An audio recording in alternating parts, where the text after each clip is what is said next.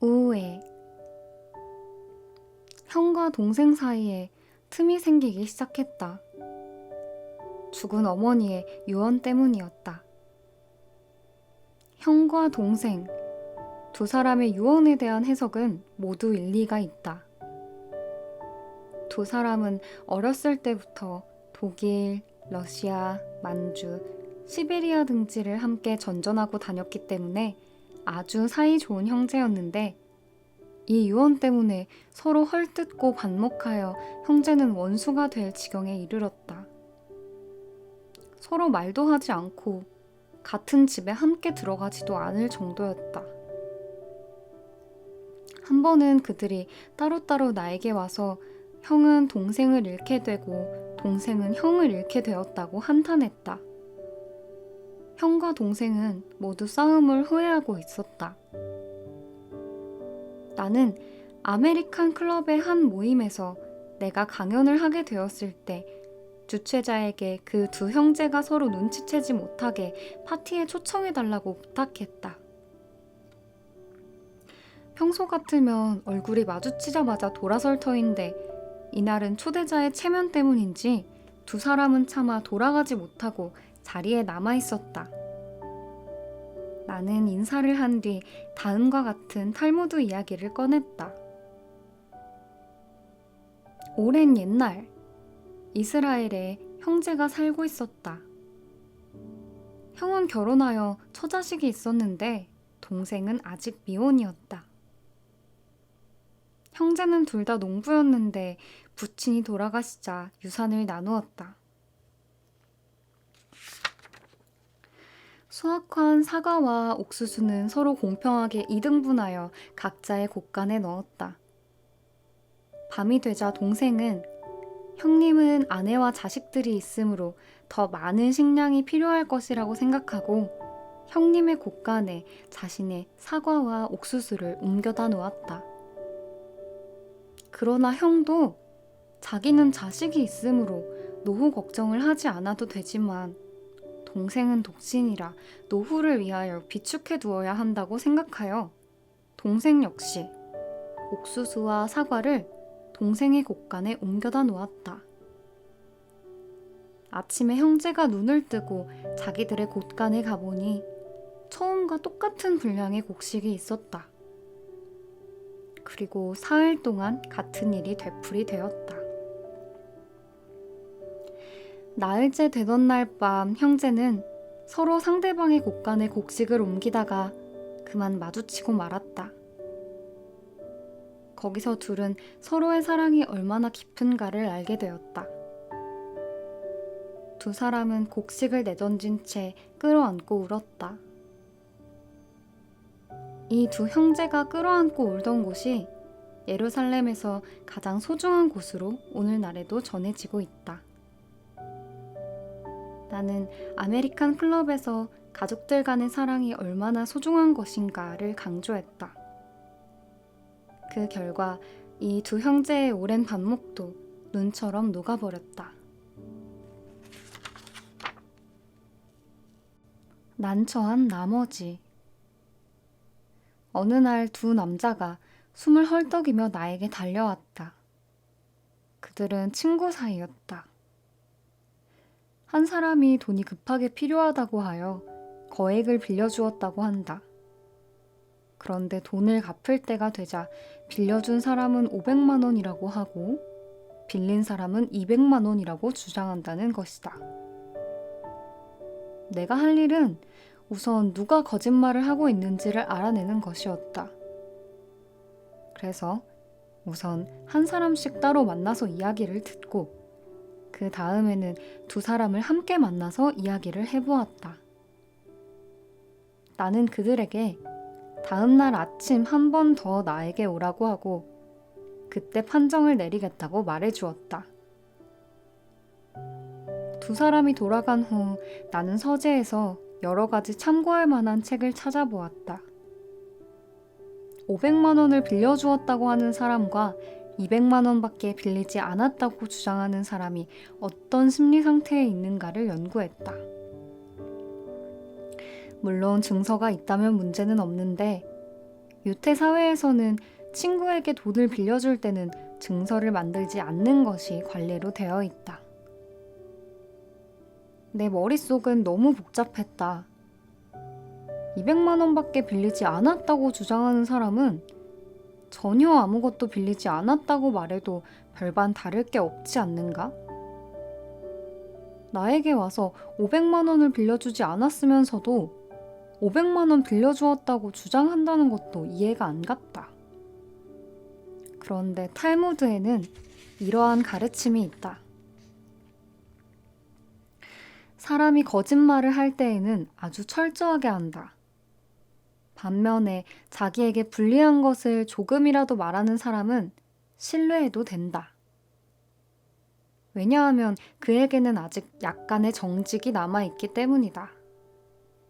그리고 당사자 두 사람을 대질할 경우에는 여간해서 거짓말을 하기가 어렵다.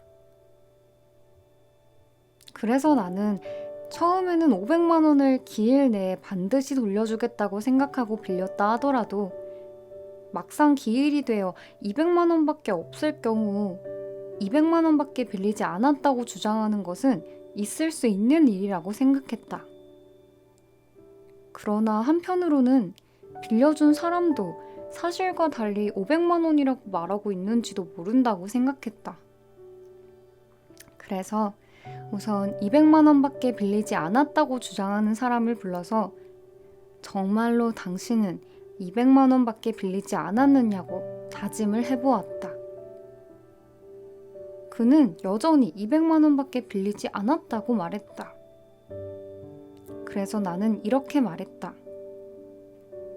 500만 원을 당신에게 빌려준 사람은 큰 부자여서 그 돈이 없어도 별로 어려움을 겪지 않을 사람이요. 만약 누군가 다른 사람이 이스라엘로 돌아오는데 경비가 필요하다든가 아니면 다른 이유에서 갑자기 돈이 필요하여 빌리러 갔을 때 당신이 돈을 제대로 갚지 않는다면 그 제3자는 절대로 돈을 빌릴 수가 없을 것이요. 유태의 돈은 언제나 돌고 도는 것이요. 그래도 당신은 200만 원밖에 빌리지 않았다고 주장하겠소? 나는 그를 교회로 데리고 가서 구약 성서에 손을 얹고 200만 원밖에 빌리지 않았다고 맹세하라고 말했다. 그러자 그는 갑자기 태도를 바꾸어 사실은 500만 원을 빌렸다 라고 자백하였다. 유태인이 아닌 사람들은 이해하기 어려울 것이다. 유태인에게 있어서 교회에서 구약 성서에 손을 얹는 것은 아주 중요한 일이다. 구약 성서에 손을 얹고 거짓말을 하는 사람은 전문적인 범죄자 이외에는 없다. 그 대신 성서는 소중한 것이기 때문에 아주 중대한 문제가 아니면 사용되지 않는다. 성서에 손을 얹으면 99.8%의 사람들은 절대로 거짓말을 하지 않는다. 그 정도로 맹세란 중대한 것이며 경건한 것이다. 전 세계 대부분의 나라 법정에서 손을 들어 맹세하는 풍습은 이것에서부터 기원한 것이다. 개와 우유. 어떤 집에서 개를 기르고 있었다. 그 개는 가족들의 사랑을 한 몸에 받고 있었다. 특히 아들 중에 하나가 그 개를 매우 귀여워하여 잠잘 때도 침대 아래에서 자게 하는 등 형제처럼 돌보아 주었다. 그런데 어느 날 그 개가 죽었다. 아버지는 어떤 개나 죽기 마련이므로 어쩔 수 없는 일이라고 말했다. 그러나 아들은 자기가 형제처럼 소중히 여겼던 충실한 친구를 잃게 된 것을 몹시 슬퍼하면서 그 개를 집 정원에 묻었으면 좋겠다고 말했다. 물론 개가 인간과 다른 것임을 모르는 바는 아니었으나 그 아들로서는 도저히 개를 다른 곳에 묻을 수가 없었다. 아버지는 정원에 개를 묻는 것을 반대하여 가족 사이에 대논쟁이 벌어졌다. 결국 아버지가 나에게 의견을 구하면서 유태 전통에 개를 매장하는 무슨 의식이 없느냐고 물었다. 나는 그 이야기를 전화로 들었을 때 무척 당황했다. 이제까지 여러 가지 문제를 상담했지만 개에 관한 것은 처음이었다. 그러나 나는 개를 잃은 아들의 슬픔을 충분히 이해할 수 있었다. 일단 그의 집을 한번 방문하겠다고 약속했다. 유태에서는 라비가 전화로 상담을 하지 않는 것이 관습이며 본인을 마주 대하고 이야기하는 것이 관례이기 때문이었다. 나는 그 집을 방문하기 전에 먼저 탈무드를 펴놓고 개에 관한 전례를 조사해 보았다. 그런데 탈무드 속에 마침 참고할 만한 이야기가 있었다. 고대 이스라엘 농촌에는 뱀이 많았다. 어느 한 농가에서 우유병 속으로 뱀이 들어갔다. 그런데 그 뱀은 독이 있는 뱀이었기 때문에 우유 속에 독이 녹아 들어가기 시작했다. 그런데 그것을 본 것은 그 집 개뿐이었다. 식구들이 우유병에서 우유를 따르려고 하자 개가 맹렬히 지저댔다. 개가 왜 저렇게 요란하게 지저대는지 아무도 그 이유를 알 수가 없었다. 가족 중 한 사람이 우유를 마시려고 하자 개가 달려들어 우유를 넘어뜨리더니 그것을 핥아먹기 시작했다. 그리고 개는 곧 죽어버렸다. 그때야 비로소 가족들은 우유 속에 독이 들어있음을 깨달았다. 그리하여 당시의 라비들은 이 개에게 경의를 표하고 칭송을 그치지 않았다. 나는 그 집에 가서 가족들에게 탈무드의 이야기를 들려주었다. 부친의 반대는 차츰 수그러들어 결국 그 개는 아들의 희망대로 정원에 묻히게 되었다.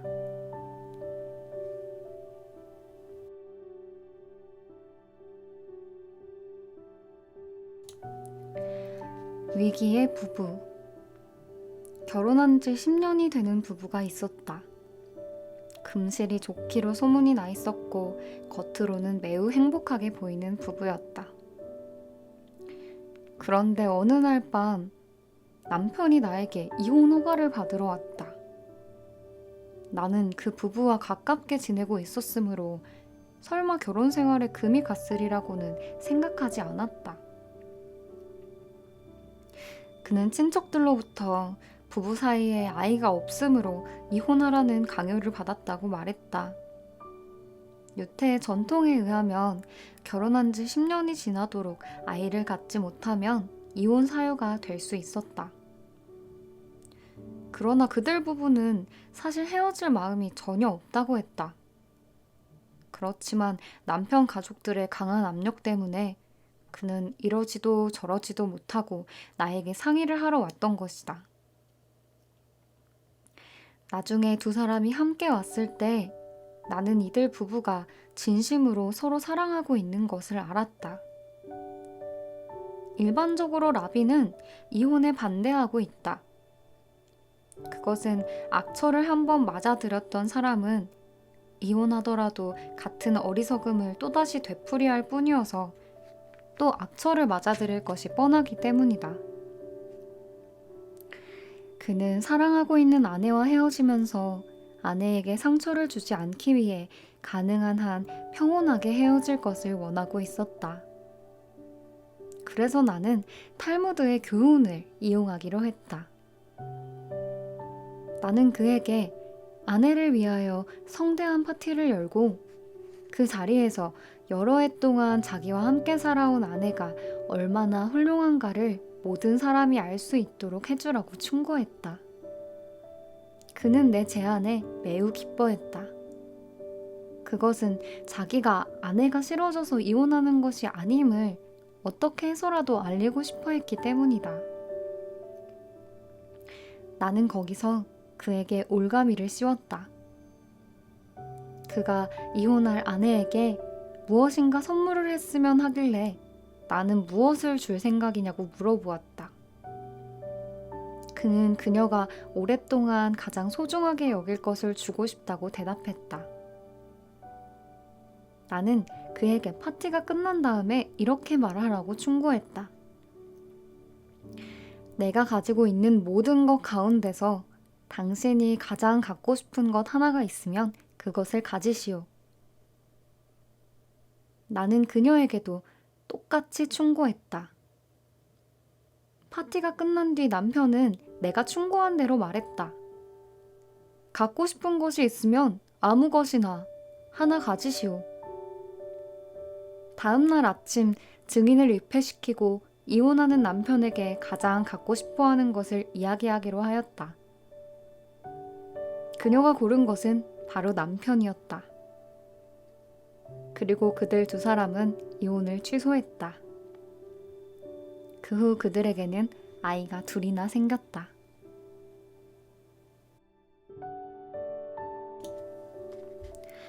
진실과 거짓.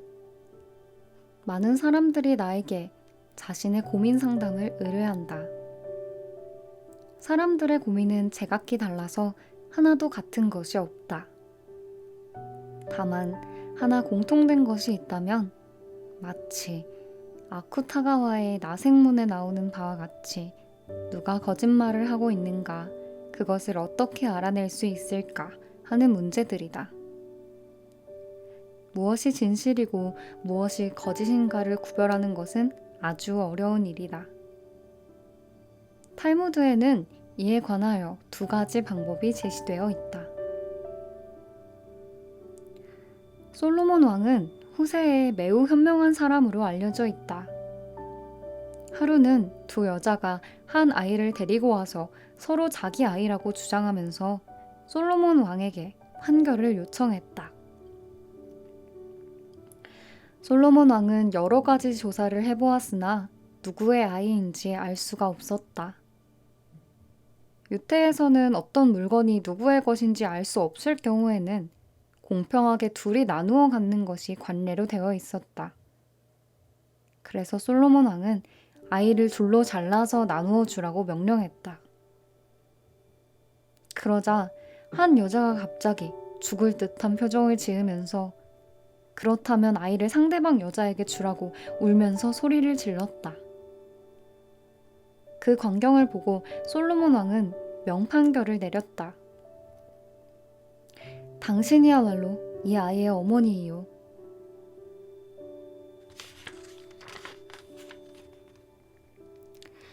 어떤 부부에게 두 아들이 있었다. 그중 한 아이는 어머니가 다른 남자와 불륜의 관계를 맺어 태어난 아이였다. 어느 날 남편은 아내가 다른 사람에게 두 아들 중에 하나는 아버지가 다르다고 이야기하는 것을 들었다. 그러나 그는 누가 자기 아들인지 알 수가 없었다.